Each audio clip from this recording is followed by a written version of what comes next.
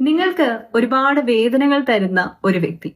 ആ വ്യക്തിയിലേക്ക് തന്നെയാണ് ആ വ്യക്തി നൽകിയ വേദനകളിൽ നിന്നുള്ള ആശ്വാസം തേടി നിങ്ങൾ ചെല്ലുന്നത്.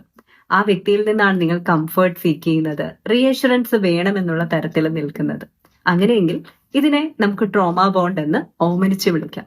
കാരണം ട്രോമ ബോണ്ട് ഇത് തന്നെയാണ്. കാരണം എത്ര വേദന നൽകിയാലും ആ വ്യക്തിയിലേക്ക് തന്നെ തിരിച്ചിങ്ങനെ നമ്മൾ മടങ്ങി മടങ്ങി എത്തിക്കൊണ്ടേയിരിക്കും. കാരണം ആ വ്യക്തിയേക്കാൾ കംഫർട്ടബിൾ ആക്കാനായിട്ട് മറ്റാർക്കും കഴിയില്ല എന്നുള്ള ഒരു തെറ്റായ വിശ്വാസം നിങ്ങളുടെ ഉള്ളിൽ കുടിയിരിപ്പുണ്ട്. അപ്പോ ഒരു വ്യക്തി നിങ്ങളെ നിരന്തരം വേദനിക്കുകയാണ്. ഒരു വ്യക്തി നിങ്ങളെ കത്തികൊണ്ട് കുത്തുകയും പിന്നീട് മുറിവുണക്കി തരികയും ചെയ്യുന്ന പോലെ, ഉണങ്ങി വരുമ്പോൾ വീണ്ടും കുത്തുന്ന പോലെ.